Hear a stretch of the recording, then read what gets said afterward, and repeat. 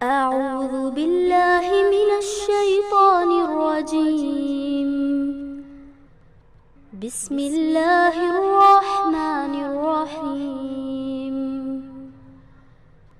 اقرأ باسم ربك الذي خلق. خلق الإنسان من علق. اقرأ وربك الأكرم.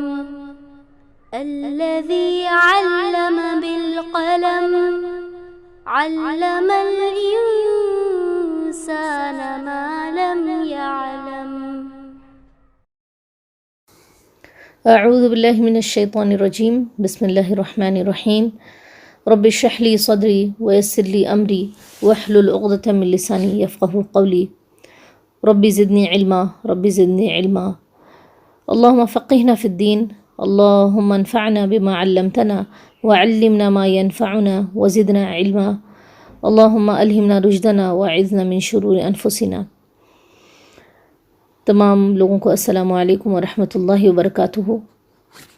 الحمدللہ تمام تعریفیں اللہ تعالیٰ کے لیے ہیں جس نے ہمیں مسلمان گھرانے میں پیدا کیا، ہمیں مسلمان بنایا اور پھر ہمیں اسلام پر چلنے کی رہنمائی بھی کی، ہمیں اس جنت کے راستے تک جانے کا ایک قدم پر ہماری رہنمائی کی اور جہنم سے بچنے کی رہنمائی کی۔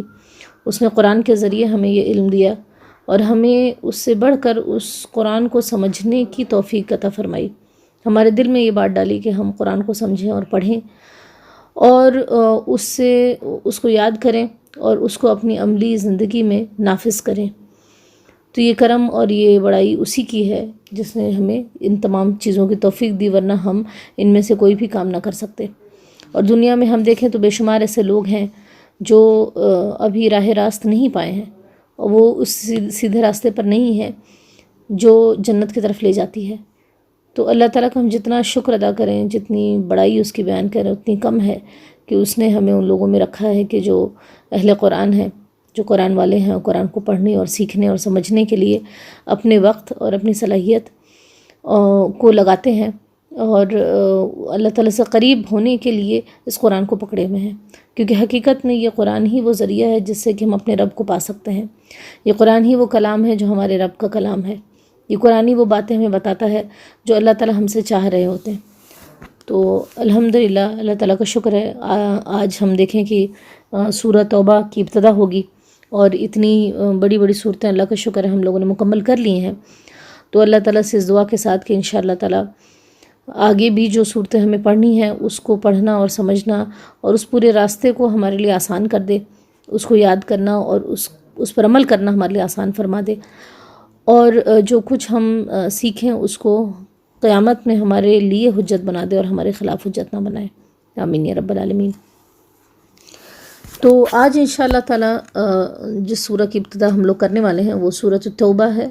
توبہ کے معنی وہی ہیں جس کو ہم اردو میں بھی توبہ کہتے ہیں، تابہ تائب ہونا، پلٹنا، کسی کی طرف رجوع کرنا۔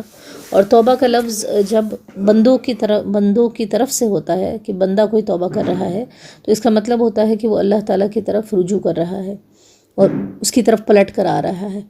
اور جب اللہ تعالیٰ کی طرف سے بندوں کے لیے تابہ یا توبو کا لفظ آتا ہے تو اس کا مطلب ہوتا ہے اس کا متوجہ ہونا، جب بندہ اس کی طرف پلٹ کر آتا ہے تو اس کی طرف متوجہ ہوتا ہے۔ یہ اللہ تعالیٰ کی طرف سے توبہ کے معنی ہوتے ہیں۔ تو سورۃ توبہ کے بارے میں اس سے پہلے کہ ہم اس سورہ کی ابتدا کریں، اس کا آغاز کریں، چند باتیں ہم اس کو دیکھ لیں کہ اس میں کیا باتیں بتائی گئی ہیں اور کس زمانے میں یہ نازل ہوا ہے، کیونکہ کسی سورہ کے بارے میں جب ہم یہ جان لیتے ہیں کہ اس کا پیچھے سیناریو کیا ہے اور کن حالات میں نازل ہوئی ہے تو اس کو سمجھنا زیادہ آسان ہوتا ہے اور بہتر ہوتا ہے۔ تو سب سے پہلے ہم یہ دیکھیں کہ سورہ توبہ سے پہلے ہم لوگوں نے جو سورہ پڑھی ہے وہ سورۃ الانفال تھی۔ سورۃ الانفال جو ہے وہ جنگ بدر کے بعد نازل ہوئی اور جنگ بدر کا تبصرہ اس میں ہے، اس کا پورا ڈسکشن ہم نے دیکھا کہ سورہ انفال میں جنگ بدر کے بارے میں پورا ذکر ہوا ہے۔ اور جنگ بدر جو ہے وہ اسلام کی پہلی جنگ تھی، اسلام اور کفر کے درمیان، اور یہ 2 ہجری میں ہوئی یعنی ابتدائی مدنی زندگی کی بالکل ابتدائی دور میں ہجرت کے بعد ہی دوسرے سال میں جو ہے وہ جنگ ہوتی ہے، اور اس کے بعد اللہ تعالیٰ نے اس پر تبصرہ کیا اور ان کی مومنین کی جو کوتاہیاں ہیں یا کمزوریاں ہیں اس پر بھی ان کو رہنمائی فرمائی، اور اسی طرح سے ان کو سراہا بھی اس میں۔ تو وہ اسلام کی پہلی جنگ تھی، جنگ بدر۔ پھر ہم دیکھیں کہ اللہ کے رسول صلی اللہ علیہ وسلم کی زندگی کا جو آخری غزوہ تھا وہ غزوہ تبوک تھا، تبوک کی طرف جانا، اور اس کے بعد اللہ کے رسول صلی اللہ علیہ وسلم نے کوئی غزوہ نہیں کیا، وہ آخری ان کی زندگی کا تھا۔ پہلا جو ہے وہ غزوہ بدر تھا، اور آخری جو ہے غزوہ تبوک رہا۔ تو یہ اس سورہ میں، سورہ توبہ میں ہم دیکھیں گے کہ غزوہ تبوک کا تبصرہ ہوگا۔ غزوہ تبوک کے تعلق سے اس سورہ کا بیشتر حصہ جو ہے اس پر مبنی ہے۔ تو یہ پتہ چلا کہ انفال جو ہم نے پڑھی پچھلی سورہ، اس میں جنگ بدر کا تبصرہ تھا جو پہلی جنگ تھی، اور سورہ توبہ میں ہم دیکھیں گے کہ جنگ تبوک کا تبصرہ ہے جو کہ آخری جنگ تھی۔ اس کے بعد تو اس سے یہ بھی پتہ چلا کہ اس کا زمانِ نزول، اس کا مطلب کہ بہت بعد کے دور کا ہوگا، ہے نا، جس سے یہ بات کلیئر ہوتی ہے کہ یہ بعد کے دور کی سورہ ہے۔ تو یہ تقریباً 9 ہجری میں اس سورہ کا جو نزول ہوا ہے وہ ذوالقعدہ 9 ہجری کے قریب بتایا جاتا ہے، بلکہ ذوالقعدہ سے پہلے، لیکن 9 ہجری کی بات آتی ہے۔ تو ہم یہاں دیکھیں کہ دوسری بات، یہ سورہ جو ہے سورۃ التوبہ، یہ 7 طوال میں سے ہے، یعنی 7 وہ صورتیں جو طویل صورتیں ہیں، لمبی صورتیں ہیں، ان میں سے اس کا شمار ہوتا ہے۔ اس میں اگر ہم غور کریں گے تو جیسے ہم نے بتایا بھی توبہ کا لفظ اس کے سورہ کا نام ہے، تو اس سورہ میں توبہ کا لفظ جو ہے وہ بار بار اس کی تکرار ہوئی ہے، اور تقریباً 16 دفعہ جو ہے اس سورہ میں توبہ کا لفظ استعمال ہوا ہے۔ اسی طرح سے اس سورہ کے مختلف مضامین جو ہم دیکھیں گے، اس میں کیا کیا چیزوں پر ذکر ہوا، کیا تبصرہ ہے اور کیا خطاب ہے، تو اس کو اگر ہم ڈیوائیڈ کریں گے تو بیسیکلی 3 اہم تقاریر ہیں، 3 سپیچز ہیں اللہ تعالیٰ کی طرف سے جو اس میں بتائی گئی ہیں۔ پہلا جو ٹکڑا ہے، پہلی جو سپیچ ہے، پہلا جو موضوع چلا آ رہا ہے، وہ پہلے 5 رکوع پر مشتمل ہے، 1 سے 5 رکوع تک، اور اس میں حج کے بارے میں، ذوالقعدہ 9 ہجری میں حج کا معاملہ ہوا تھا، اس کے متعلق کچھ احکامات اور کچھ باتیں آتی ہیں۔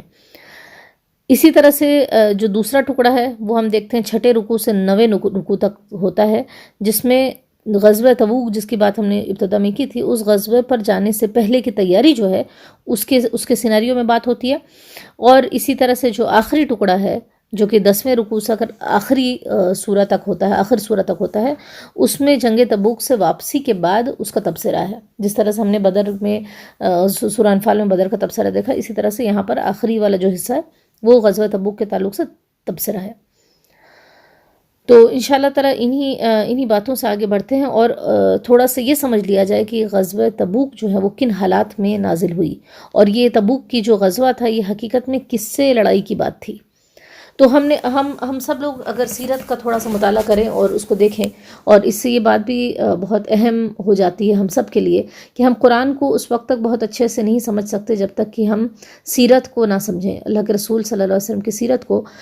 جب یہ قرآن نازل ہوتا رہا اور اس کے بعد کن حالات پر نازل ہوا، اور کیسے کیسے لمحہ بلمحہ، اور ہم دیکھیں سال بسال چیزیں بڑھتی گئیں، اور اللہ تعالیٰ کے احکامات کیسے نازل ہوتے رہے، تو وہ اس قرآن کی حکمت کو اور اس قرآن کو بھی ہم صحیح طریقے سے اپریشیٹ کر سکیں گے، اور اسی طرح سے جو ہمیں بہتر طریقے سے سمجھ میں آئے گا۔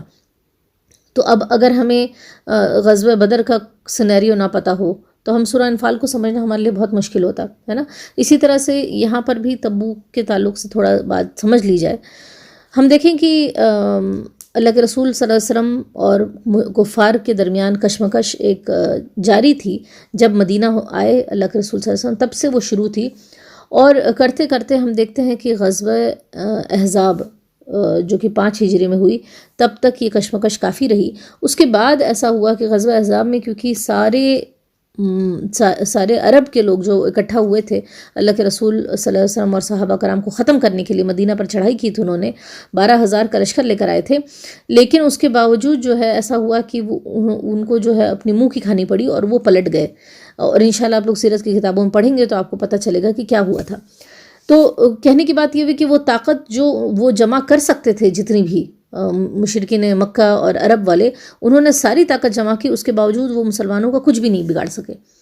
تو اس کے بعد اللہ کے رسول صلی اللہ علیہ وسلم نے کہا کہ اب کے بعد جو ہے وہ چڑھائی نہیں کریں گے، بلکہ مسلمان چڑھائی کریں گے۔ ابھی تک مسلمان ڈیفینسو لڑائی لڑ رہے تھے، دفاعی جنگ لڑ رہے تھے، لیکن اب یہ ہوا کہ اب جو ہے اوفینسو لڑائی اگر ہوگی تو وہ نہیں کر پائیں گے، بلکہ اگر ہوگا تو مسلمان کریں گے۔ اس کے بعد ایسا ہوتا ہے کہ 6 ہجری میں اللہ کے رسول صلی اللہ علیہ وسلم عمرے کے لیے جانا چاہتے ہیں، اور حدیبیہ کے مقام پر یعنی مکہ سے بالکل قریب جب پہنچتے ہیں، اپنے صحابہ میں 1400 لوگوں کو لے کر وہ جاتے ہیں۔ وہاں پہنچنے کے بعد عرب نے، مکہ والے لوگوں نے ایسا کیا کہ مسلمانوں کا راستہ روک دیا اور ان کو عمرہ کرنے سے منع کر دیا۔ حالانکہ یہ عرب کے قانون کے اعتبار سے، وہاں کے ان کے تہذیب اور کلچر کے اعتبار سے اور ان کے عقائد کے حساب سے بالکل غلط بات تھی کہ خانہ کعبہ کی طرف کوئی بھی آ رہا ہو اس کا راستہ روک دیا جائے۔ خیر انہوں نے یہ راستہ روکا۔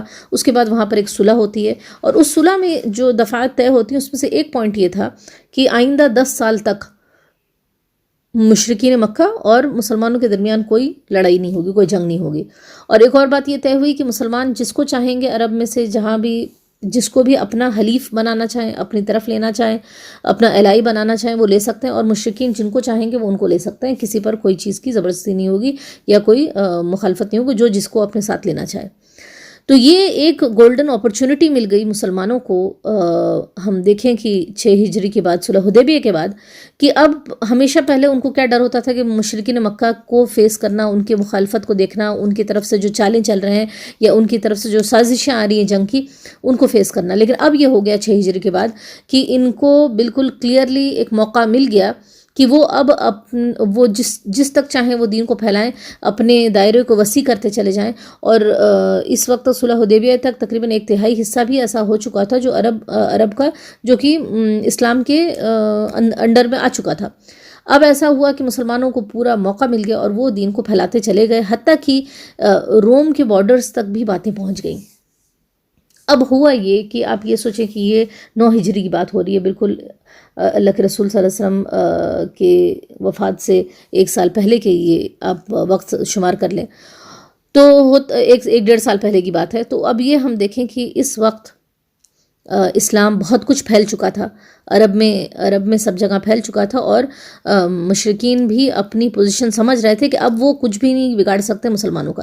لیکن ان کی نگاہ اس بات پر تھی کہ جو اب سپر پاورز تھے اس وقت، جو کہ روم تھا، رومن امپائر تھا، اور اسی طرح سے دوسرا سپر پاور جو تھا وہ ایران تھا۔ تو ان کو اس بات کا انتظار تھا کہ کبھی ایسا موقع آئے کہ یہ لوگ آ کر مسلمانوں کو خاتمہ کریں تو پھر ہم ان کا سپورٹ کریں گے اور کھڑے ہوں گے۔ اسی طرح منافقین بھی اسی انتظار میں تھے کہ کوئی ایسی اپرچونٹی آئے جہاں پر کہ یہ بڑے جو سپر پاورز ہیں وہ مسلمانوں کا خاتمہ کریں، تو ہم پھر پیچھے سے ہم بھی جو ہے اپنی چالیں چلنے لگیں گے۔ تو اس طرح کے، اور یہود بھی جو ہے اسی انتظار میں تھے۔ اور ایسا ہوا کہ اسی طرح کا ایک غزوہ ہوا موتا کے مقام پر، غزوہ موتا جس کو کہا جاتا ہے۔ اس میں جو ہے مسلمانوں کی تعداد محض 3000 تھی، اور دوسری طرف ہم دیکھیں گے کہ جو رومن امپائر جو تھا، جو کرسچنز سے اس طرف سے جو آ رہے تھے، ان کی تعداد 1 لاکھ تھی۔ تو بیسیکلی 1:33 کا ریشیو تھا، ایک مسلمان 33 غیر مسلمین کے مقابلے میں لڑ رہا تھا۔ اور اس کے باوجود ایسا ہوا، لوگوں کے ایکسپیکٹیشن کے خلاف یہ بات ہوئی کہ مسلمان جو ہیں وہ غالب ہو گئے ان کے اوپر، جو کہ اتنی بڑی تعداد میں ان کے سامنے تھے۔ اب ایسا ہوا کہ رومن امپائر کے لیے بہت بڑا جھٹکا تھا، تو وہ چاہ رہے تھے کہ پھر اس کا بدلہ ضرور لیا جائے، اور انہوں نے اپنی تیاریاں شروع کر دی، اور اس کا انتقام لینے کے لیے، اور اس کی خبر جو ہے اللہ کے رسول صلی اللہ علیہ وسلم تک پہنچی۔ اللہ کے رسول بے خبر نہیں ہوتے تھے کہ ان کے ارد گرد میں کیا معاملات ہو رہے ہیں، کیا چیزیں ہو رہی ہیں، اور وہ پتہ کرتے رہتے تھے۔ اور ان کو جب پتہ چلا کہ وہ لوگ فوجی تیاری کر رہے ہیں، تو اللہ کے رسول صلی اللہ علیہ وسلم نے اپنے صحابہ سے اس بات کی اپیل کی اور بتایا کہ ہمیں جا کر رومیوں سے لڑنا ہے۔ تو یہ حالانکہ بہت ہی مشکل سٹیپ تھا وہاں پر جانے کا، کیونکہ اس وقت مدینہ میں جو حالات تھے نا، وہ ایسے تھے کہ قحط سالی تھی، فیمن کا دور تھا، سخت گرمی بالکل تھی، اور اسی طرح سے فصلوں کے پکنے کا ٹائم اب آ چکا تھا۔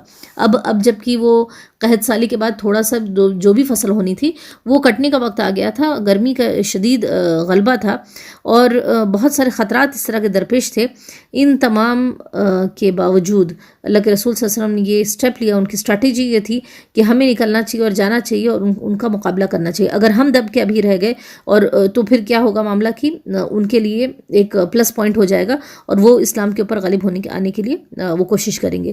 تو روم کے اور یہ وہ واحد جنگ تھی جس میں اللہ کے رسول صلی اللہ علیہ وسلم نے مسلمانوں کو نکلنے سے پہلے اس بات کی خبر دے دی کہ ہم کو کہاں جانا اور کس سے ہماری لڑائی ہے، کس رخ پہ جا رہے ہیں اور کس سے ہم لڑنے جا رہے ہیں۔ ورنہ اللہ کے رسول صلی اللہ علیہ وسلم کا یہ طریقہ رہا تھا کہ جب بھی وہ جنگ پہ نکلتے تو وہ یہ نہیں بتاتے تھے کہ کہاں کو جا رہے ہیں، کس طرف جا رہے ہیں، بلکہ جب کوچ کر جاتا قافلہ تو وہ اس کے بعد یہ بات بتایا کرتے تھے۔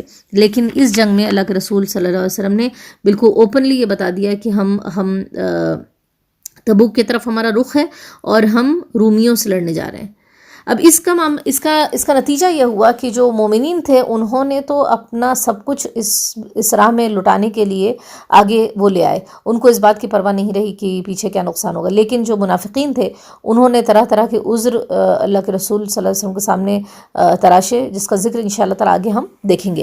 تو اسی میں مومنین کا کردار بہت اوپر آ گیا۔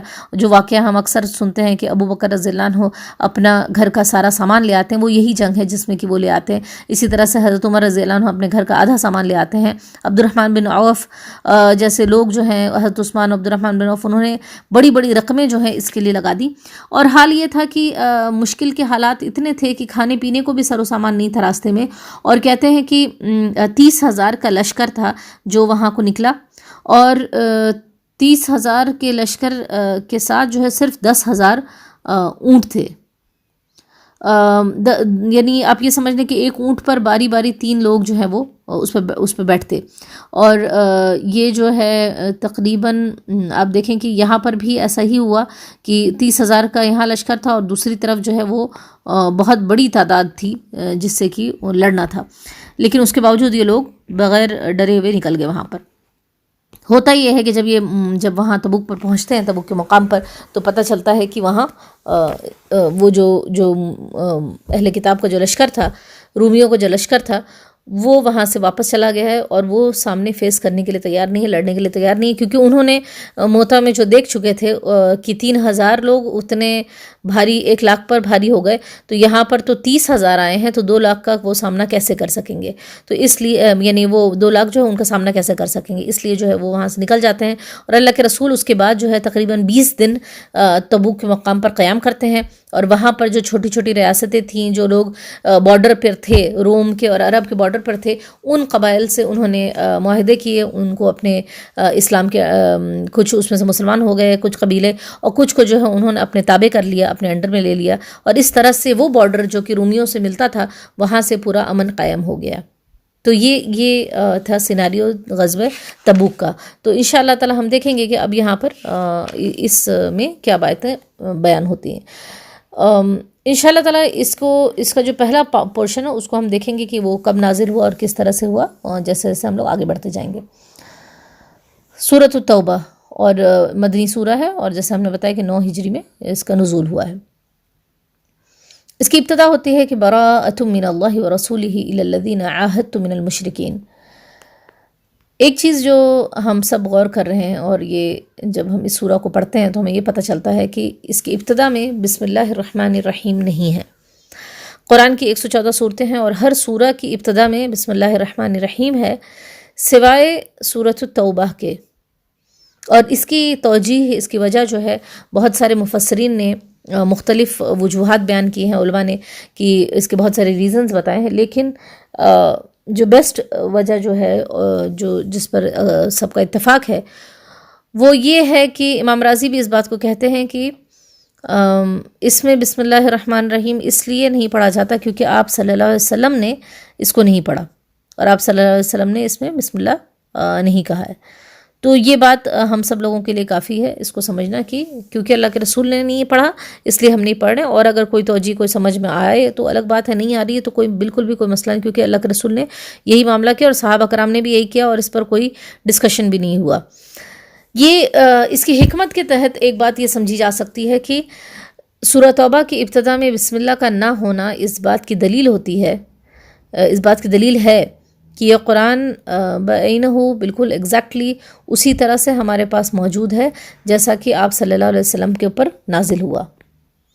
کیونکہ اگر مان لیں کہ اس قرآن میں کوئی تبدیلی کرنی ہوتی، اس کے پیروکار اس میں کوئی تبدیلی کرتے جیسے کہ اہل کتاب نے کی اپنے تورات اور انجیل میں، تو اگر مسلمانوں کو کوئی تبدیلی کرنی ہوتی یا اس میں کوئی چینجز لانے ہوتے تو سب سے پہلے یہ کیا جاتا کہ اس سورہ کی ابتدا میں بسم اللہ ڈال دیا جاتا.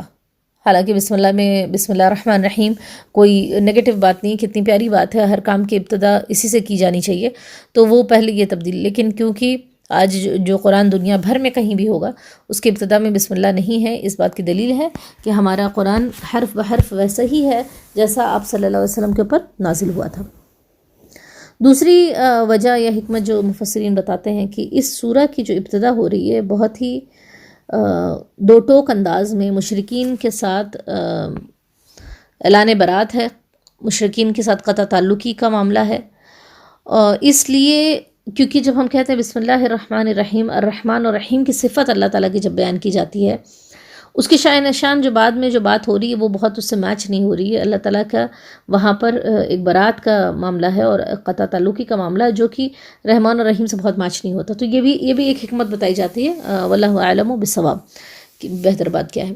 تو چلیں ہم یہاں سے اب ابتدا کرتے ہیں اور ہم دیکھتے ہیں کہ ایک ایک آیت میں کیا باتیں بتائی گئی ہیں. سب سے پہلی آیت میں اللہ تعالیٰ فرما رہے ہیں کہ براءتن کیا ہے؟ برات ہے، اعلان برات ہے، یعنی کسی سے بری الذمہ ہونا، کسی سے اپنا تعلق کاٹنا، کسی سے بیزاری کا رویہ رکھنا یا بیزاری کا اعلان کرنا.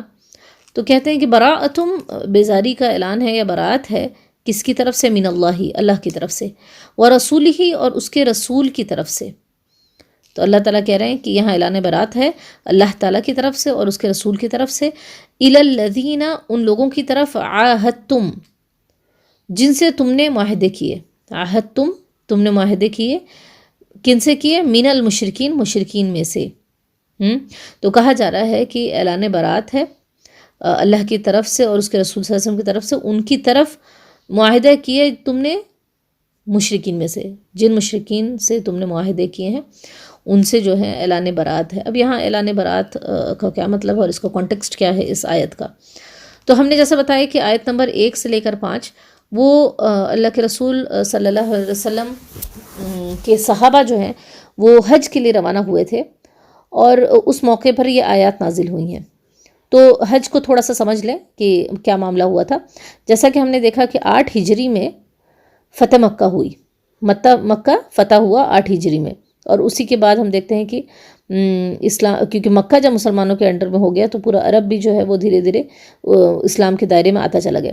تو 8 ہجری میں فتح مکہ ہوئی اور رمضان کا مہینہ تھا. تو رمضان کے بعد ہم دیکھیں کہ حج تک میں بہت کم موقع تھا، اس لیے اللہ کے رسول صلی اللہ علیہ وسلم یا مسلمان جو ہیں وہ حج نہیں کر سکے، کیونکہ فتح مکہ کے بعد بھی کچھ اور جنگی کارروائیاں تھیں جو انہوں نے کی جس کی وجہ سے وہ حج نہیں کر سکے. اس سے پہلے کیا معاملہ تھا؟ خانہ کعبہ اور مکہ جو ہے وہ تو مشرکین کے ہاتھ میں تھا، ان کے کنٹرول میں تھا، وہ آنے دیتے تو جا سکتے، نہ آنے دیتے تو نہیں جا سکتے تھے. تو 8 ہجری کے بعد جب مکہ فتح ہوا، مکہ مسلمانوں کے انڈر میں ہوا، 8 ہجری میں مسلمانوں نے حج نہیں کیا. اس کے بعد آئندہ سال جو 9 ہجری تھا، 9 ہجری میں ایسا ہوا کہ اللہ کے رسول صلی اللہ علیہ وسلم نے ایک دستہ، ایک گروپ جو ہے وہ ابو بکر رضی اللہ عنہ کے لیڈرشپ میں ان کو امامت دے کر، ان کو لیڈر بنا کر حج کے لیے بھیجا جب حج کا سیزن آیا 9 ہجری کا.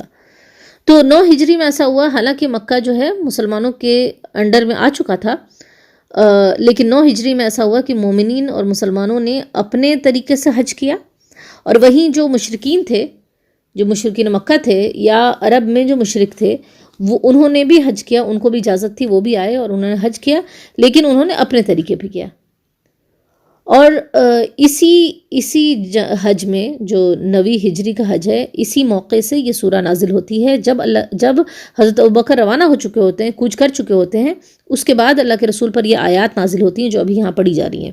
ٹھیک ہے، اور یہ جب آیات نازل ہوتی ہیں تو اللہ کے رسول صلی اللہ علیہ وسلم پیچھے سے حضرت علی کو بھیجتے ہیں لوگوں نے کہا کہ حضرت ابوبکر تک یہ بات پہنچا دی جائے، یہ اعلان کرنا ہے جو آگے باتیں آ رہی ہیں. تو اللہ کے رسول نے کہا کہ یہ اہم اعلان ہے اور میں چاہتا ہوں کہ میری طرف سے میرے ہی گھر کا کوئی آدمی جائے اور وہ یہ بات بتائے. تو اس کام کے لیے حضرت علی کو مامور کیا گیا اور وہ جاتے ہیں حضرت ابوبکر کے پاس. اور پھر وہاں پہنچنے کے بعد مکہ میں جو اعلانات کیے جاتے ہیں اس میں 4 پوائنٹس ہوتے ہیں. سب سے پہلا پوائنٹ ہوتا ہے کہ جنت میں کوئی ایسا شخص نہیں داخل ہوگا جو دین اسلام کو قبول کرنے سے انکار کرے. ٹھیک ہے. سیکنڈ پوائنٹ جس پر اعلان کرنا تھا، یہ احادیث سے ہمیں یہ باتیں ملتی ہیں. دوسرا پوائنٹ یہ تھا کہ اس سال کے بعد کوئی مشرک حج کے لیے نہ آئے گا. یعنی اب جو ہے مکہ کے اندر حج اور عمرے کے لیے اگر کوئی داخل ہوگا تو وہ صرف مسلمان ہی ہوگا. ٹھیک ہے. اور اس کے بعد تیسرا پوائنٹ یہ تھا کہ بیت اللہ کے گرد برہنہ طواف کرنا ممنوع ہے. یعنی زمانے جاہلیت میں اور مشرکین مکہ اور عرب کیا کیا کرتے تھے کہ وہ طواف کرتے تو وہ ننگے بدن ہو کر، عورتیں ہوتی وہ کوئی کپڑا اپنے شرمگاہ پہ ڈال دیتی بس، اور پھر وہ ننگے بدن وہ طواف کیا کرتے تھے. سارے لوگ نہیں، لیکن یہ ایک رواج تھا. تو کہتے ہیں کہ یہ بھی اعلان ہو گیا کہ برہنہ طواف کرنا جو ہے یہ ممنوع ہو جائے گا. پھر فرمایا کہ چوتھا پوائنٹ یہ تھا کہ جن لوگوں کے ساتھ رسول اللہ صلی اللہ علیہ وسلم کا معاہدہ باقی ہے، یعنی جو نقض عہد کے مرتکب نہیں ہوئے، یعنی جن لوگوں نے اللہ کے رسول کے ساتھ عہد کبھی نہیں توڑا ہے، ان کے ساتھ مدت معاہدہ تک وفا کی جائے گی. تو کچھ ایسے قبائل تھے جن کے ساتھ اللہ کے رسول صلی اللہ علیہ وسلم کا معاہدہ تھا، ہے نا، کہ ان سے کوئی لڑائی جنگ نہیں ہوگی اور ان کے خلاف کوئی بات نہیں ہوگی، ہے نا، ان سے کوئی معاملہ نہیں ہوگا. تو لیکن کہا جا رہا ہے کہ کیونکہ آگے ہم دیکھیں گے کہ ان عہد کو توڑ کر ان کو کچھ اعلان کیا جا رہا ہے کہ ان کے ساتھ جنگ ہوگی، ان کو کہا جا رہا ہے. تو صرف ان قبائل کو چھوڑ دیا گیا جن سے معاہدہ تھا اور انہوں نے کبھی بھی غداری نہیں کی تھی اور انہوں نے اپنے عہد کو نہیں توڑا تھا. تو یہ 4 اعلان لے کر حضرت علی جاتے ہیں. اس کا نتیجہ یہ ہوا کہ 9 ہجری کے بعد جب 10ویں ہجری اللہ کے رسول صلی اللہ علیہ وسلم کی زندگی کا جو ان کا پہلا اور آخری حج تھا، جو انہوں نے حج کیا خانہ کعبہ کی طرف جو آئے وہ 10ویں ہجری میں رہا. اسی کو حجۃ الوداع بھی کہا جاتا ہے.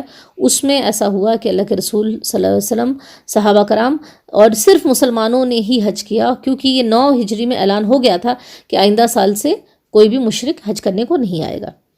ٹھیک ہے. تو یہ سیناریو ہے. اب یہاں اللہ تعالیٰ کہہ رہے ہیں کہ اعلان براءت ہے، قطع تعلق کا اعلان ہے اللہ اور اس کے رسول کی طرف سے مشرکین کے لیے جن سے جو ہے تم نے معاہدے کیے. اب آگے فرمایا جا رہا ہے ان کو کیا آپشنز دیے جا رہے ہیں. جو مشرکین تھے عرب کے، ان کو آپشنز کیا دیے جا رہے ہیں. ان سے کہا جا رہا ہے کہ فسیحو، پس چلو پھرو. سیحو، ساحہ کہتے ہیں کھلی جگہ کو، اوپن جگہ جو ہوتی ہے. اسی طرح ساحت البیت جو ہے وہ آنگن کو کہا جاتا ہے نا، اوپن سی جگہ جو ہوتی کھلی. اور ہم دیکھیں کہ سیاحت اردو میں کیا، ٹورزم کے لیے جو لفظ ہوتا ہے عربک میں بھی کہ سیاحت ہے نا، سیاح کہا جاتا ہے ایسا شخص جو کہ ادھر ادھر گھومتا ہے اور ٹور کرتا ہے، ایکسپلور کرتا ہے جگہوں پہ، ادھر سے ادھر جا رہا ہوتا ہے. تو یہ کہتے ہیں سیاحت سے ہے کہ فسیحو، چلو پھرو. تو مشرکین سے کہا جا رہا ہے کہ چلو پھرو فی الارض، زمین میں، 4 اشہرن، مہینے. شہرن واحد ہوتے اور اشہر جو ہے اس کی جمع ہے. تو کہنے کہ تم چلو پھرو زمین میں 4 مہینے. وَاعْلَمُوا، اور جان لو، انکم، کہ بے شک تم، غیر معجز اللہ، غیر نہیں، معجز جو ہے کیا ہوتا ہے، عاجز کرنے والے، ہے نا. معجزی، تم نہیں عاجز کرنے والے، اللہ کو. تو تم جان لو کہ تم اللہ تعالیٰ کو عاجز کرنے والے نہیں، عاجز نہیں کر سکتے ہو. وَأَنَّ اللَّهَ، اور یہ کہ اللہ، اور بے شک کہ اللہ، مخزی، خزیون سے ہے، خزیون ہم پڑھ چکے ہیں، رسوائی. تو مخزی، اللہ تعالیٰ رسوا کرنے والا ہے الکافرین، کافروں کو. تو یہاں پر ہم دیکھیں کہ جو اعلان ہوا ہے اس میں یہ بات بتائی گئی ہے کہ تمہیں 4 مہینے کا ٹائم ہے جس میں کہ تم چلو پھرو، سوچ سمجھ لو، تمہارے پاس اپرچونٹی ہے کہ تم جو کچھ تم اپنے ساتھ فیصلہ کرنا چاہو وہ کر سکتے ہو. نمبر 1، یا تو تم 4 مہینے جیسے گزر جائیں، 4 مہینے تک آپ کے لیے امن ہے، آپ جو چوز کرنا چاہیں وہ کر لیں. تو ان 4 مہینوں میں یا تو آپ یہ ڈیسائیڈ کر لیں کہ آپ اسلام کے دائرے میں آنا چاہتے ہیں کہ نہیں. اگر نہیں آ رہے ہیں تو پھر کیا ہے، یا تو آپ لڑنے کے لیے تیار ہو جائیں، اسلامی طاقت سے لڑنے کے لیے تیار ہو جائیں. دوسرا یہ ہے کہ یہ ملک چھوڑ کر آپ یہاں سے نکل جائیں، عرب کے علاقے سے یہاں سے آپ کو نکل جانا ہوگا، یہاں سے نکل جائیں، یا پھر اسلام قبول کر کے اپنے آپ کو اور اپنے علاقوں کو اسلامک ایڈمنسٹریشن آرگنائزیشن کے انڈر میں لے آئیں، جو اس حکومت میں لے آئیں، ہے نا. تو یہ 3 آپشنز تھے ان کے پاس، یا تو مسلمان ہو کر اسلام کے جو حکومت ہے اس کے انڈر میں آ جائے، ان کا علاقہ بھی اور وہ بھی، اور اسی طرح سے وہ پھر مامون ہو جائے، یا پھر وہ یہاں سے چھوڑ کے نکل جائیں، یا پھر یہ دونوں ہی کام نہیں کرنے تو پھر وہ لڑائی کے لیے تیار ہو جائیں. تو یہ 4 مہینے کا ٹائم ان کے لیے تھا کہ ان پر کوئی پکڑ نہیں ہے اور وہ یہ کام کر سکتے ہیں. 4 مہینے کہاں سے سٹارٹ ہوئے اور کہاں اینڈ ہوئے؟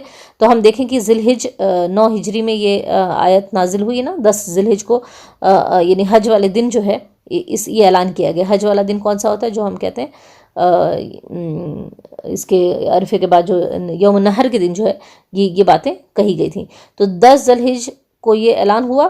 تو اس طرح سے 4 مہینے ہم دیکھیں گے، ذی الحج کے بعد محرم، صفر، ربیع الاول اور ربیع الثانی. تو 10 ربیع الثانی میں جا کر 10 ہجری ربیع الثانی میں یہ 4 مہینے کی مہلت ختم ہوئی. تو ان کو یہ دیا گیا کہ لڑنا ہے تو لڑائی کے لیے تیار ہو جاؤ، ملک چھوڑنا ہے تو اس کے لیے اپنی جگہ تلاش کر لو، اور اگر اسلام قبول کرنا ہے تو اس کے لیے بھی تم سوچ لو. تو یہاں کہا جا رہا ہے فسیحوا فی الارض 4 اشہر، 4 مہینے چلو پھرو اور جان لو کہ تم اللہ تعالیٰ کو عاجز نہیں کر سکتے، اور اللہ تعالیٰ جو ہے وہ منکرین حق کو رسوا کرنے والا ہے، جو انکار کرنے والے، جو کفر کرنے والے. اور یہی ہوا کہ اللہ تعالیٰ نے اب تھوڑا سا اگر پیچھے جائیں اور دیکھیں کہ ان کو جب اللہ کے رسول صلی اللہ علیہ وسلم مکہ سے مدینہ کو ہجرت کرتے ہیں تو کیا حالات تھے، اور کیسے کیسے اللہ تعالیٰ نے حالات کو گریجولی تبدیل کیا. اور ان دا اینڈ یہی ہے کہ کوئی بھی اللہ تعالیٰ کو عاجز نہیں کر سکتا. اس کی چالیں، وہ جو چلنا چاہتا ہے وہ چل سکتا ہے، اور وہ اس کا ہی حکم نافذ ہوتا ہے. تو حالات ایسے تبدیل ہو گئے اور اللہ تعالیٰ نے ایسے تبدیل کر دی ہے کہ اب ان کے پاس کوئی جائے پناہ نہیں تھی. جس مکہ سے یہ لوگوں کو نکال رہے تھے، مسلمانوں کو ستا رہے تھے، اللہ کے رسول کو نکالا، اب اس مکہ میں کیا وہ عرب میں بھی ان کا ٹھکانہ نہیں ہو رہا تھا. اور پھر اگلی آیت ہم دیکھتے ہیں، آیت نمبر 3 میں فرمایا کہ وہ اذان اور اعلان ہے نا.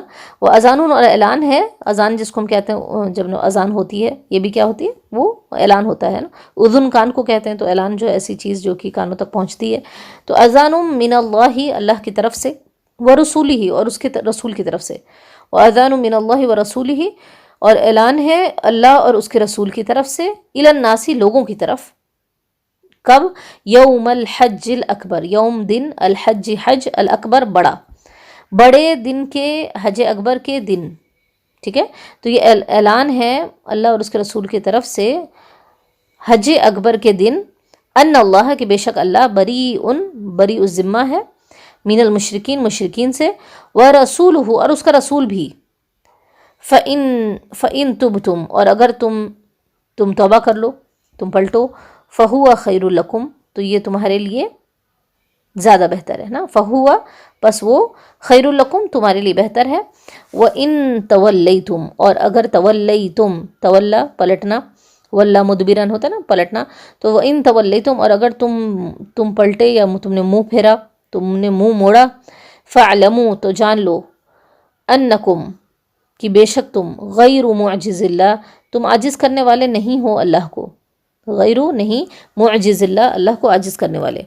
وبشر، اور خوشخبری دے دو، وبشر الذین، خوشخبری دے دو، الذین، ان لوگوں کو، کفروا، جنہوں نے کفر کیا، بعذاب علیم، دردناک عذاب کی. اس آیت میں اللہ تعالیٰ کیا کہہ رہے ہیں کہ یہ اعلان ہے اللہ تعالیٰ اور اس کے رسول کی طرف سے ان لوگوں کی طرف یوم الحج الاکبر، حج اکبر کے دن. تو حج اکبر کے دن سے کیا مراد ہے؟ جب یہ پوچھا گیا، دیکھیں کہ اللہ کے رسول صلی اللہ علیہ وسلم سے یہ پوچھا گیا کہ یہ کون سا دن ہے. تو جب حجۃ الوداع پر اللہ کے رسول گئے تھے، اس وقت ہم دیکھیں کہ جب اللہ کے رسول نے خطبہ دیا تو حاضرین سے پوچھا کہ کون سا دن ہے. تو لوگوں نے عرض کیا کہ یوم النحر، یعنی قربانی کا دن. تو آپ نے فرمایا کہ ھذا یوم الحج الاکبر، یہ حج اکبر کا دن ہے. ٹھیک ہے. تو حج اکبر در حقیقت عرب جو ہے وہ حج کو حج اکبر کا دن کہتے تھے، حج اکبر کہتے تھے، اور اسی طرح سے عمرے کو حج اصغر کہتے تھے، چھوٹا حج اور بڑا حج. اکبر کا مطلب کیا ہوتا ہے؟ بڑا. اور اصغر یعنی چھوٹا، تو عمرے کو وہ چھوٹا حج کہتے تھے اور جو حج ہوتا تھا اس کو بڑا حج کہتے تھے۔ تو اس سے یہ بھی پتہ چلا کہ ہمارے ہاں جو کانسیپٹ ہے حج اکبر کا کہ اگر جمعے کے دن حج آ جائے یا عرفے کا دن آ جائے تو ہم اس کو کہتے ہیں حج اکبر، بات یہ نہیں ہے، بلکہ یہاں کہا گیا کہ حج، تو یہاں حج اکبر کے دن سے مراد جو یوم النحر ہے 10ویں ذی الحج ہے۔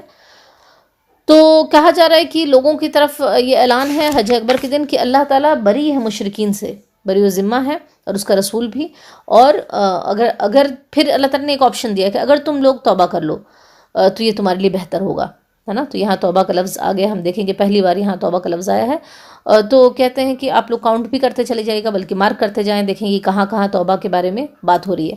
تو کہا جا رہا ہے کہ توبہ کر لیں اور یہ تمہارے لیے بہتر ہوگا۔ تو حقیقت میں جب بندہ توبہ کرتا ہے، پلٹتا ہے اللہ تعالیٰ کی طرف، تو یہ اس کے لیے خود کے لیے بہتر ہوتا ہے، ورنہ اللہ تعالیٰ کو کوئی بھی پرواہ نہیں۔ اللہ تعالیٰ تو بے نیاز ہے کہ سارے لوگ اس کی عبادت کریں، بندگی کریں یا نہ کریں، اس کو ہماری ضرورت نہیں، ہمیں اس کی ضرورت ہے۔ تو اگر ہم سارے کہتے ہیں جو حدیث میں آتے ہیں الفاظ کا مفہوم یہی ہے نا کہ اگر تم میں سے اول و آخر جن و انس سب کے سب سے شقی شخص کے دل کی طرح بھی ہو جائیں، سب سے برے شخص کی طرح بھی ہو جائیں، اس کے دل کی طرح ہو جائیں، تو بھی اللہ تعالیٰ کی بادشاہت میں کوئی کمی نہیں ہوگی۔ اور تم میں سے اول و آخر جن و انس سب کے سب جو ہیں وہ سب سے متقی شخص کے دل کی طرح بھی ہو جائیں، تو اللہ تعالیٰ کے بادشاہت میں کوئی اضافہ نہیں ہوگا۔ تو اس کو تو وہ تو اپنی ذات میں آپ محمود ہے، اس کو ہماری عبادت کی ضرورت نہیں ہے، ہماری بندگی کی ضرورت نہیں ہے، ہمارے اس سے رجوع ہونے کی ضرورت نہیں ہے، وہ تو بے نیاز ہے۔ ضرورت کس کو ہے؟ ہمیں ہے۔ تو یہاں جو ہے توبہ کی بات بتائی جا رہی ہے کہ اگر تم توبہ کر لو، تم پلٹ آؤ، مشرکین سے کہا جا رہا ہے تم اپنے رویے سے باز آ جاؤ، تو کیا ہے یہ تمہارے لیے بہتر ہے۔ اور پھر فَإِن تَوَلَّيْتُمْ، اور اگر تم نے منہ پھیر لیا تو جان لو کہ اللہ تعالیٰ کو تم عاجز نہیں کر سکتے، اللہ تعالیٰ کچھ بھی بگاڑ نہیں سکتے ہو تم۔ وَبَشِّرِ الَّذِينَ كَفَرُوا بِعَذَابٍ أَلِيمٍ، اور صرف اتنا ہی نہیں ہے بلکہ معاملہ یہ ہوگا کہ جنہوں نے کفر کیا ان کے لیے عذاب علیم ہے، دردناک عذاب ہے، ان کو یہ خوشخبری دے دو۔ اب آگے فرمایا جا رہا ہے آیت نمبر 4 میں إِلَّا الَّذِينَ عَاهَدتُّم مِّنَ الْمُشْرِكِينَ، إِلَّا سوائے، الَّذِينَ وہ لوگ، عَاهَدتُّم جن سے تم نے عہد کیا، من المشرکین مشرکین میں سے، ہے نا، سوا ان لوگوں کو جن سے تم نے عہد کیا مشرکین میں سے، ثم لم ينقصوہم شیئا، ثم پھر، لم نہیں، ینقصو، ینقصوہم کیا ہے؟ نقص سے ہے نا، نون قاف اور صاد اس کے روٹ میں آئے گا۔ نقص کیا ہوتا ہے؟ ہم کہتے ہیں نا کسی چیز میں نقص ہے، یعنی اس میں کمی ہے۔ نقص کا مطلب یہ ہوتا ہے نا کوئی کمی ہونا، کوئی چیز پرفیکٹ نہ ہونا، ہے نا۔ نقصان بھی اسی سے ہوتا ہے کہ کمی ہو جانا، کسی کہہ رہے ہیں کسی کوئی چیز کا نقصان ہو گیا، کیا ہے حقیقت میں ہم اردو میں استعمال کرتے ہیں، دیکھیں کتنا قریب تر ہے عربی سے۔ تو نقصان ہونا یعنی کسی چیز کا کمی ہو جانا۔ تو لم ینقصوکم، ینقصو اور کم کو الگ کر لیں، لم نہیں، ینقصو انہوں نے کمی کی، کم تم سے، ٹھیک ہے، یعنی تمہارے معاملے میں کوئی کمی نہیں کی، تمہارے معاملے میں کوئی انہوں نے تمہارے حق ادا کرنے میں کوئی معاملہ کیا ہو، یا پھر تمہارے ساتھ جو عہد کیا ہے اس میں عہد میں کمی کرنے کا کیا مطلب ہوتا ہے کہ اس کی بے وفائی نہیں کی، اس کو پورا کیا۔ تو یہاں بات ہو رہی ہے کہ سوائے ان لوگوں کے جن سے تم نے عہد کیا مشرکین میں سے، ثم لم ینقصوکم، پھر انہوں نے کوئی کمی نہیں کی، یعنی انہوں نے پورے عہد کو پورا کیا، شیئن کچھ بھی، یعنی ذرا بھی انہوں نے عہد کو نہیں توڑا، ولم اور نہیں، یظاہرو انہوں نے، یظاہرو کیا ہے؟ ظہر سے ہے، ظہر کس کو کہتے ہیں؟ پیٹھ کو کہتے ہیں، پشت، ہے نا۔ بیک کیا چیز ہوتی ہے؟ جو انسان کا سپورٹ کرتی ہے، پوری باڈی جو ہے ہماری وہ بیک پر کھڑی ہوتی ہے۔ تو یہاں کیا ہو، یظاہرو کسی کو سپورٹ کرنا، کس کی پشت، اردو میں کہتے ہیں پشت پناہی کرنا، ہے نا۔ پشت پناہی لٹرل میننگ کیا ہوا کہ بیک کو سپورٹ کرنا، بیک سے ان کا ہے نا دفاع کرنا۔ تو کہتے ہیں کہ اور ولم یظاہرو، اور نہیں انہوں نے پشت پناہی کی، نہیں انہوں نے سپورٹ کیا، علیکم تمہارے خلاف۔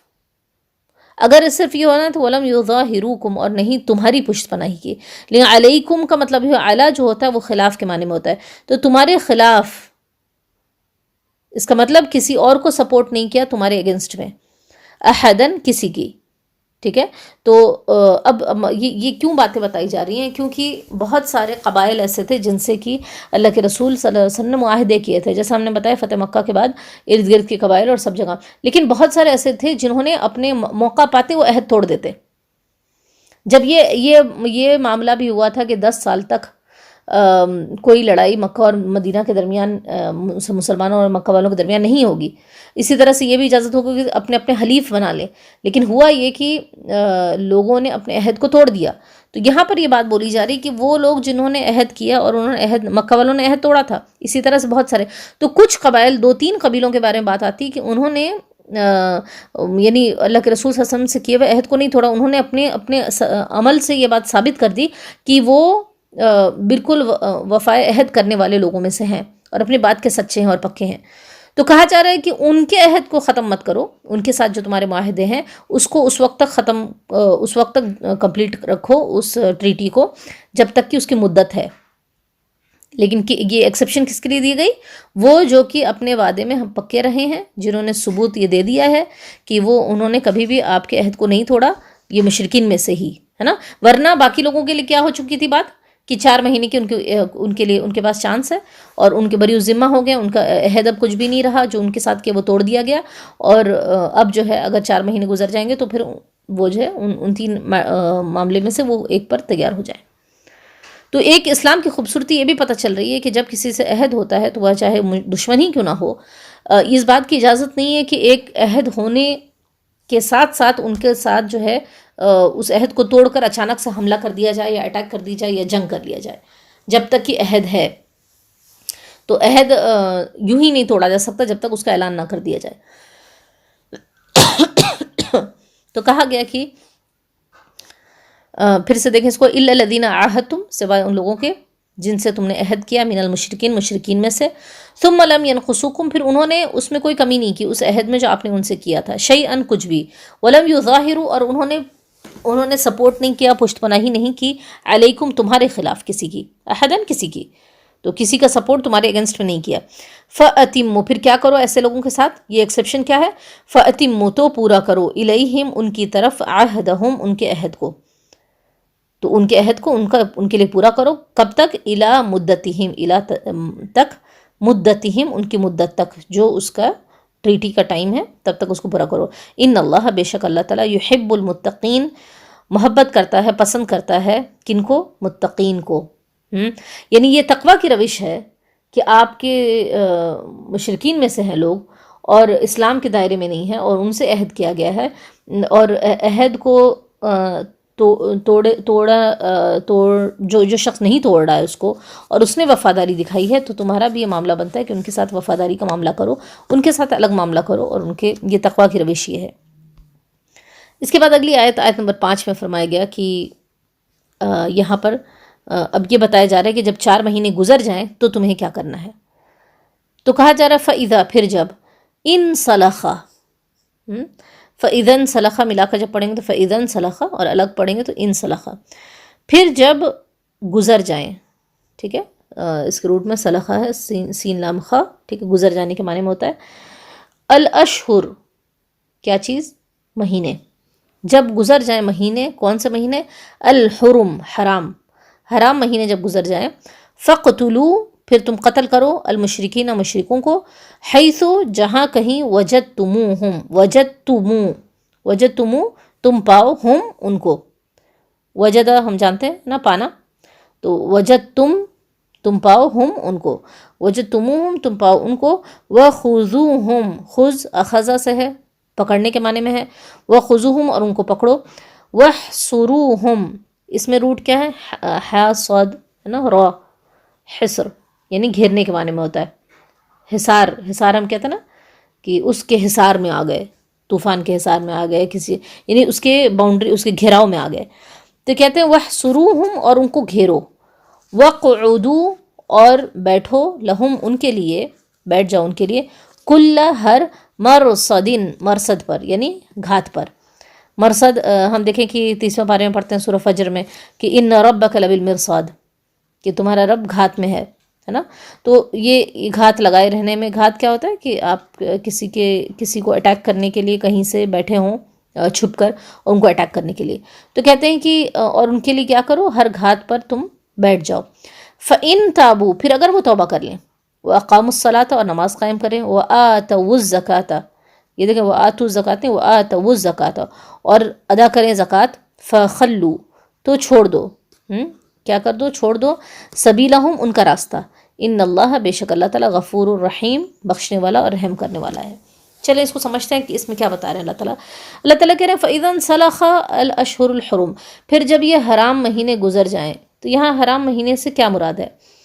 تو یہاں حرام مہینے سے وہ 4 مہینے مراد نہیں ہیں جن کو 12 مہینوں میں حرمت والے مہینے کہے جاتے ہیں, جو ذی القعدہ, ذی الحجہ, محرم اور رجب, یہ مہینے, بلکہ یہاں جو 4 مہینے سے مراد کیا تھا, وہ مہینے جن میں اس چیز کو منع کیا گیا تھا کہ ان سے لڑو نہیں, ان کو موقع دو. فسیحوا فی الارض والی بات جو ہے کہ زمین میں چلے پھریں, جو کہ ذی الحج سے شروع ہوا تھا, اور ہم نے دیکھا تھا کہ وہ اس کی اینڈنگ جو ہوئی وہ ربیع الثانی تک گیا تھا. تو یہ ان 4 مہینوں کے بارے میں بات ہو رہی ہے, ٹھیک ہے. جو عام طور پہ حرام مہینے وہ نہیں مراد ہیں, بلکہ یہاں جو 4 مہینے گزر جائیں جو ان کو موقع دیا گیا تھا, مہلت دی گئی تھی. تو کہا گیا کہ وہ جب 4 مہلت والے مہینے جن میں کہ ان کے لیے یہ جو حرام مہینے گزر جائیں, اس کے بعد یہ ہوگا اگر وہ یہاں سے جلاوطن نہیں ہوتے, نکلتے نہیں یہاں سے, یا پھر جو ہے وہ اسلام نہیں قبول کرتے, فَقْتُلُوا الْمُشْرِكِينَ, اب تم قتل کرو مشرکین کو. دیکھیں کوئی اچانک اٹیک نہیں تھا, ان کو پہلے سے بتا دیا گیا, دیکھیں آپ کو یہ موقع ہے, آپ دنیا کی حکومتیں اور لوگ کس طرح سے کرتے ہیں معاملہ, اور یہاں دیکھیں کتنی خوبصورتی سے کہا گیا کہ اب کیا کرو. اب یہ کیونکہ ان کو اپرچونٹی, ان کو بول بھی دیا گیا تھا کہ اگر تم ایسا نہیں کرو گے تو ایسا ہوگا تمہارے ساتھ. تو فَقْتُلُوا الْمُشْرِكِينَ, تو مشرکین کو قتل کرو, حَيْثُ وَجَدْتُمُوهُمْ, جہاں کہیں تم انہیں پاؤ, اور ان کو پکڑو, اور اس کے بعد جو ان کو گھیرے میں لے لو. اسی طرح سے یعنی کہ ہر طرح کے ملٹری اقدامات آپ کر سکتے ہیں ان کے اگینسٹ میں, ٹھیک ہے. اب اس میں ایک چیز اللہ تعالیٰ کہہ رہے ہیں کہ فَإِن تَابُوا, پھر اگر وہ توبہ کر لیں. یہ سب کے باوجود وہ 4 مہینے گزر گئے, 4 مہینے کے بعد پھر وہ آپ ان کو گھیرتے ہیں, ان کو پکڑتے ہیں. اس کے بعد بھی اگر وہ توبہ کر لیں, اور پھر توبہ کے بعد کیا کریں, وہ نماز قائم کرنے لگیں اور زکوٰۃ دینے لگیں, تب ان کا راستہ تم چھوڑ دو.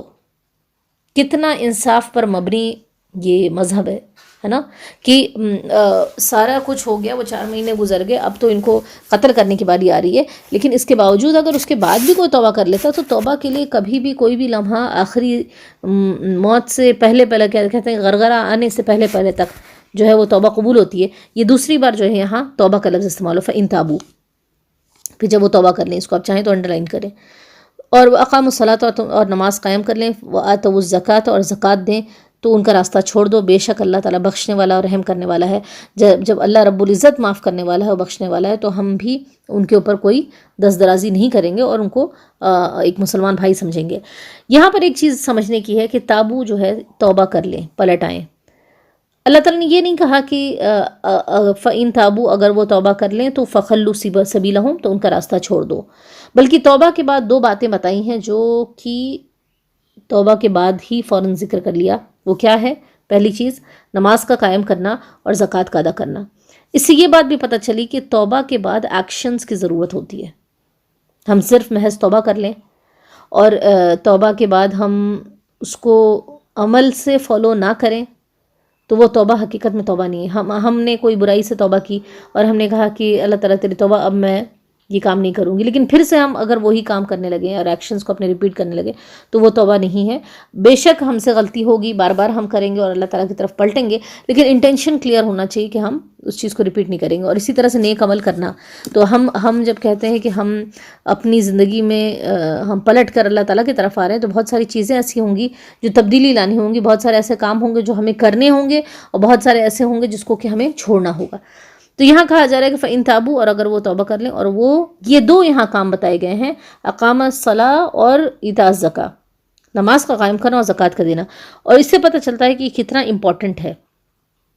تو ایک بار ایسا ہوا تھا کہ حضرت ابو بکر رضی اللہ عنہ کے دور میں, جب ان کے دور خلافت میں جب وہ خلیفہ بنے, تو یہ جو عرب میں بہت ساری جگہوں پر فتنہ ارتداد, یعنی اپنے دین سے پلٹنے کا فتنہ اٹھا, کیونکہ بہت سارے ایسے لوگ تھے جو بدل ناخواستہ نہ چاہتے ہوئے جو ہے وہ اسلام کے دائرے میں آ گئے تھے, ان کے انڈر میں آ گئے اور کلمہ پڑھ لیا، کیونکہ اب لگ رہا تھا کہ اب جو ہے اسلام تو غالب ہو رہا ہے، تو اب ہم کہاں جائیں گے اور چلے ہم کلمہ پڑھ لیں. لیکن وہ اس انتظار میں تھے کہ اللہ کے رسول صلی اللہ علیہ وسلم کا انتقال ہو اور پھر ہم کوئی فتنہ اٹھائیں.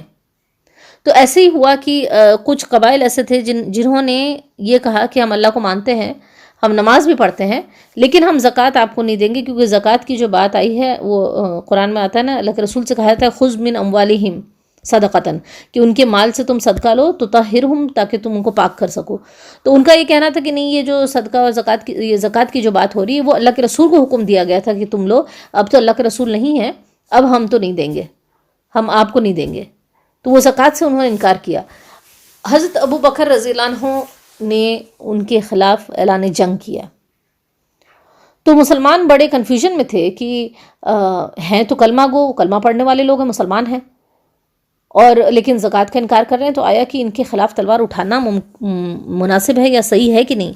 تو حضرت ابوبکر رضی اللہ عنہ نے اسی آیت سے دلیل دی کہ جو پیچھے بات بتائی جا رہی ہے کہ ان کو قتل کرو، سب کچھ کرو، لیکن ایکسیپشن میں جو بات کہی گئی ہے وہ ہے کہ توبہ کرنے کے بعد یہ 2 کام کریں، اگر وہ نماز قائم کریں اور زکوٰۃ دیتے رہیں، تب ان کا راستہ چھوڑنا ہے. تو اس سے یہ پتہ چلا وہ کہ انہوں نے جو دلیل دی کہ نماز بھی اہم ہے اور اسی طرح زکوٰۃ بھی دینا، یہ دونوں چیزیں اہم ہیں. اگر یہ کر رہے ہیں لوگ تو پھر ان کے خلاف جنگ نہیں کی جا سکتی، لیکن اگر ان میں سے کوئی چیز اگر چھوڑ رہے ہیں تو پھر کیا ہے وہ جنگ. اور یہ جو ہے ابوبکر رضی اللہ عنہ نے اس چیز پر بہت اسٹرانگ سٹینڈ لیا اور اس فتنے کو ختم کیا. تو کہتے ہیں فخلوا سبیلہم، تو ان کا راستہ چھوڑ دے. ان اللہ غفور رحیم، بے شک اللہ تعالیٰ بخشنے والا اور رحم کرنے والا ہے. پھر آگے آیت میں فرمایا جا رہا ہے کہ وَإِنْ أَحَدَ، اور اگر احد، کوئی ایک، من المشرکین، مشرکین میں سے، اور اگر مشرکین میں سے کوئی ایک استجارک ہے نا، یہ اس کو اگر ہم دیکھیں کہ اس کے روٹ میں جو بات آتی ہے وہ جار کا ہے، جار یا جورو، یعنی پڑوسی، ساتھی بننا ہے نا. جار الجنوبی، پہلو کا ساتھی ہے نا. اور اسی طرح سے جو ہے جار کے جو لفظ قرآن میں مختلف جگہ آئے ہیں پڑوسیوں کے لیے. تو یہاں کہا جا رہا ہے کہ جار سے اگر ہم پڑوسی سے دیکھا جائے تو حقیقت میں پڑوسی کیا ہوتا ہے، وہ آپ کا سپورٹ کر رہا ہوتا ہے، آپ کو پناہ دے رہا ہوتا ہے، آپ کی حفاظت کر رہا ہوتا ہے نا. کیونکہ ایک پڑوسی دوسرے پڑوسی کی حفاظت نہ کرے تو کوئی کہیں رہ نہیں سکتا، اور یہ بہت میوچول بات ہوتی ہے. تو جہاں 2 لوگ پاس پاس میں رہ رہے ہوتے ہیں، ایک اگر دوسرے کو اذیت دینے لگے تو دوسرا بھی اس کو اذیت دے گا اور رہنا مشکل ہے. تو پڑوسی کے اندر ان اٹ سیلف یہ بات نکلتی ہے کہ وہ پناہ دینے والے. تو یہاں جو استجارہ کا جو لفظ ہے وہ کیا ہے کہ پناہ مانگے. ہاں، استجارہ کوئی پناہ مانگے. تو کہتے ہیں کہ اور اگر مشرکین میں سے استجارہ کا کوئی پناہ مانگے کا تم سے، استجارہ پناہ مانگے کا تم سے، فَأَجِرْهُ، تو اس کو پناہ دے دو. ٹھیک ہے، اس کو پناہ دے دو. حتیٰ فَأَجِرْهُ، تو تم پناہ دے دو، ہو اس کو، یعنی کس کو، جو پناہ مانگ رہا ہے. حتیٰ، یہاں تک کہ یسمع، وہ سن لے، یہاں تک کہ وہ سن لے کلام اللہ، اللہ کے کلام کو. ثم، پھر ابلغہ، بلغ یبلغ، پہنچانے کے معنی میں ہوتا ہے نا. جیسے اللہ کے رسول کی ایک حدیث ہے نا کہ بلغوا عنی ولو آیا، بلغوا، پہنچا دو ہے نا. ذریعے ابلاغ کہتے ہیں پہنچانے کے جو ذرائع ہیں نا، میڈیا کو بھی کہا جاتا ہے. تو کہتے ہیں ابلغہ، پہنچا دو، ہو اس کو، مأمنہ، مأمنہ کسے، امن سے ہے، اس کے روٹ میں امن ہے. تو مأمن، امن کی جگہ. ٹھیک ہے، کوئی ایسی جگہ جو امن کی ہو. امن کیا چیز ہوتی ہے؟ وہ ایک سینس آف سیکیورٹی اور پیس جو کہ دل کے اندر ہوتا ہے، ایک امن اور سکون کی جو باکیفیت جو دل کے اندر ہو. تو کہتے ہیں امن کی جگہ پر پہنچا دو، ہو اسے، مأمنہ، اس کے امن کی جگہ کو پہنچا دو. ٹھیک ہے، ابلغہ، پہنچا دو اسے، مأمنہ، مأمن کیا ہوا، امن کی جگہ، ہو اس کی.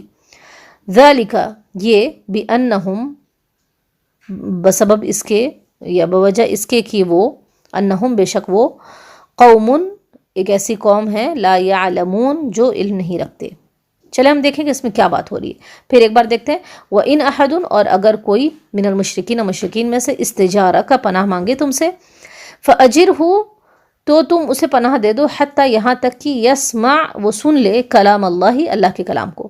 ثم پھر ابلغہ پہنچا دو اسے مأمنہ اس کے امن کی جگہ تک، ذالک یہ بانہم بھی یعنی بوجہ اس کے بسبب اس کے انہم کہ بے شک وہ قوم ایسے لوگ ہیں، ایسی قوم ہے لا یعلمون جو جانتے نہیں، جو علم نہیں رکھتے۔ تو یہاں کیا ایک سیناریو کھینچا جا رہا ہے، یہاں یہ بتایا جا رہا ہے کہ اب مشرکین سے مان لیں کہ آپ کی جنگ ہو رہی ہے یا لڑائی ہے یا وہ مہینے گزر گئے ہیں اور ان کے ساتھ آپ کو ان کے خلاف اقدامات کرنے ہیں، اس پورے حتیٰ کہ میدان جنگ میں بھی اگر کوئی شخص ایسا آپ کے پاس آتا ہے اور کہتا ہے مجھے اپنی پناہ میں لے لو،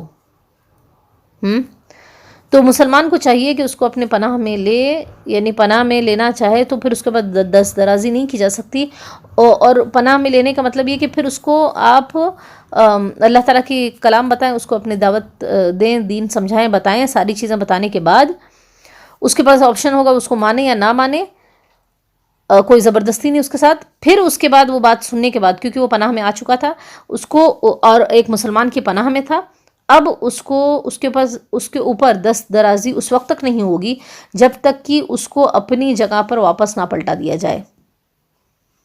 تو ایسا سیرت کی کتابوں میں ہم اگر دیکھیں گے تو بہت سارے ایسے معاملات ہوئے کہ پتہ تھا کہ یہ دشمن کی طرف سے ہے، لیکن جب اس نے کسی مسلمان کی پناہ لے لی، اور کسی بہت سارے صحابہ اور صحابیات کی مثال آتی ہے کہ انہوں نے کسی کو پناہ دے دی، تو پھر مسلمانوں میں سے کسی کی کو اختیار نہیں ہوتا کہ ان کے اوپر دست درازی کرے، ان کو پکڑے یا ان کو مارے یا ان کو اذیت دے، اور یہ میٹر کب تک وہ دین سمجھائیں، بتائیں، سب کچھ کر لیں، اور اس کے بعد جب ان کو کہا گیا کہ ان کو پہنچا دو ان کی جگہ پر جہاں سے وہ آئے تھے ان کے پاس، ان کو پہنچا دیں، اب اس کے بعد آپ کو اتھارٹی، پھر آپ کو جو کرنا وہ کریں، لیکن اس سے پہلے کچھ بھی نہیں کر سکتے۔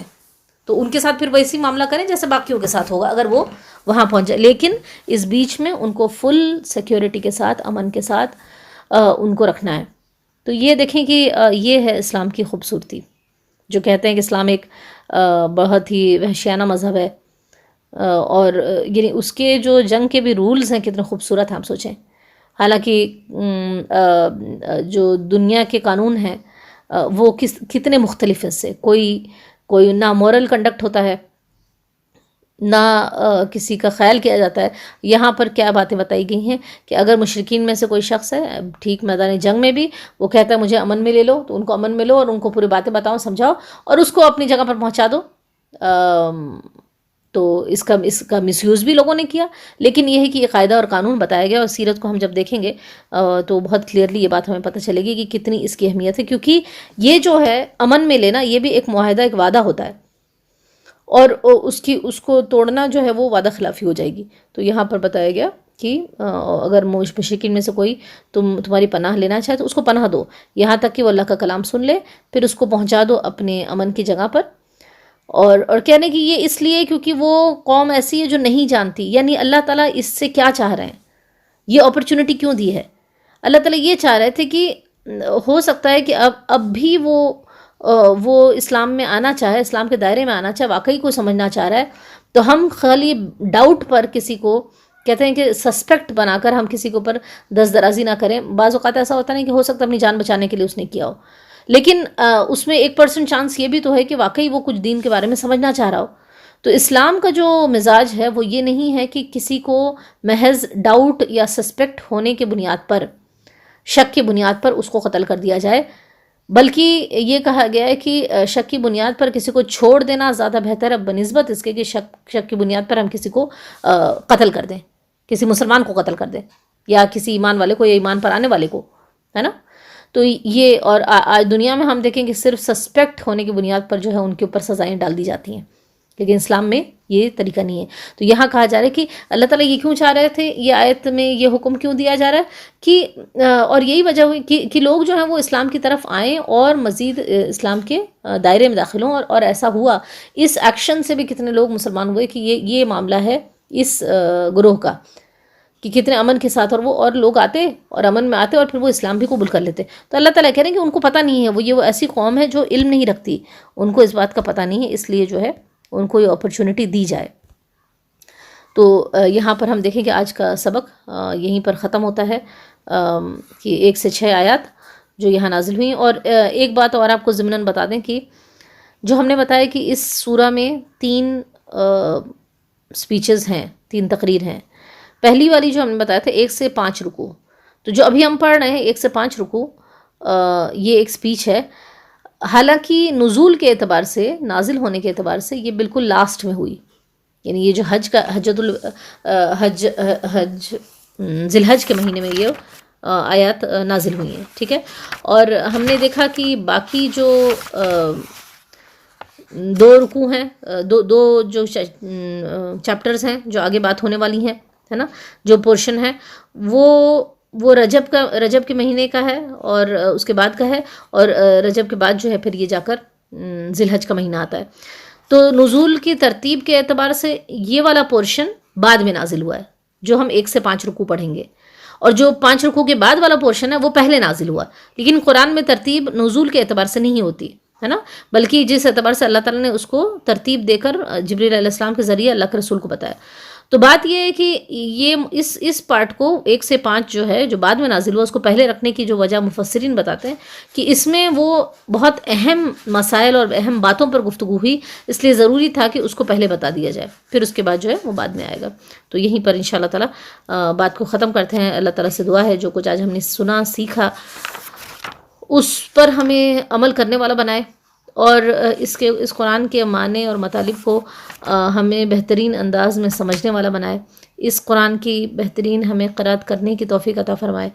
اس کے جو حقوق ہیں وہ تمام حقوق کو ہمیں ادا کرنے والا بنائے، اور ہم اس قرآن کے پیغام کو لوگوں تک لے کر ہم انشاءاللہ تعالیٰ پہنچیں، اور اللہ تعالیٰ ہماری زندگیوں کو اس قرآن کے ذریعے منور کر دے، اور اللہ تعالیٰ اس قرآن کے ذریعے ہمارے گھروں کو، ہمارے ارد گرد کے ماحول کو منور کر دے.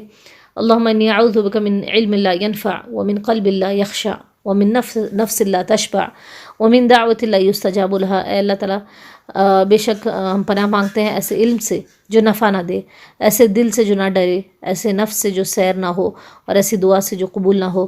اللہم ارنا الحق حقا وارزقنا اتباعہ. اے اللہ تعالیٰ ہمیں حق کو حق دکھا دے اور اس کی اتباع کرنے کی ہمیں توفیق عطا فرما.